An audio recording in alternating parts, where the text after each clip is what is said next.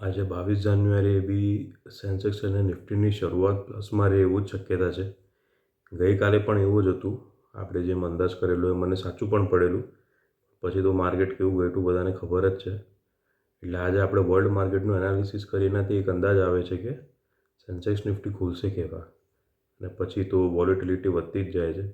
અને અત્યારે છે ને બધા પહેલાં જે આપણે કમાતા હતા કે આ કંપનીને આટલાનો ઓર્ડર મળ્યો કે કોઈ પોઝિટિવ ન્યૂઝ આવતા હતા, એમાંથી આપણે કમાઈ શકતા હતા. હવે ખાલી રિઝલ્ટનો જ ટાઈમ ચાલે છે.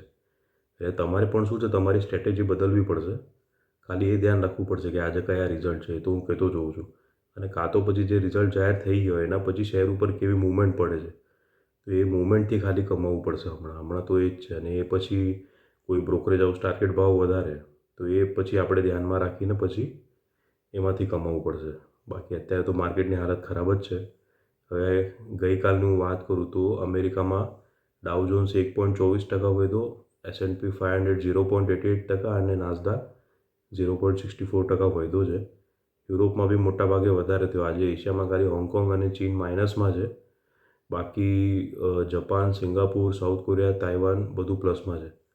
આપણું ગિફ્ટ નિફ્ટી પણ અત્યારે 7.55 સુધીમાં 0.19% પ્લસમાં હતું. એટલે આ પરથી આપણે કહી શકીએ કે સેન્સેક્સ નિફ્ટી ખુલશે પ્લસમાં. હવે બીજું જોઈએ તો ગઈકાલે જે કંપનીઓના રિઝલ્ટ સારા રહ્યા એમાં એક હતું ઇન્ડિયા માર્ટ ઇન્ટરમેશ. આમનો પ્રોફિટ વધ્યો છે 47.9%. એટલે આમાં છે તે બ્રોકરેજ હાઉસ કદાચ કોઈ કાંઈ વધારે ટાર્ગેટ ભાવ તો આજે શેર ભાગશે. પણ જે રિઝલ્ટ ખરાબ રહ્યા એમાં હતું ઇન્ડિયા સિમેન્ટ્સ. આ કંપની પહેલાંથી જ ખોટમાં હતી, એમાં ખોટ વધી ગઈ એમની. પહેલાં 16.5 કરોડની ખોટમાં હતી, હવે તો સીધી 428.8 કરોડની ખોટ થઈ ગઈ. અને બીજું દાલમિયા ભારતનો પ્રોફિટ થયો છે પણ ઘટ્યો છે 75%. PNB હાઉસિંગ ફાઇનાન્સનો પણ આ થયો છે, આપણે PNB ફાઇનાન્સનો 36% વધ્યો છે. એટલે PNBમાં બી જોઈએ કોઈ કાંઈ મૂવમેન્ટ થાય તો. ટાટા ટેકનોલોજીસનો પણ પ્રોફિટ ઘટ્યો. CNDL એમનો 40.4% ઘટી ગયો.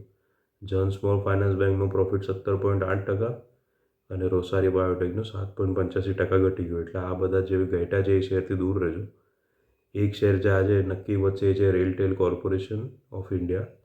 કારણ કે એમને છે તે નોર્થ વેસ્ટર્ન રેલવે પાસેથી 46.79 કરોડનો વર્ક ઓર્ડર મળ્યો છે. એટલે આ આજે વધશે નક્કી છે.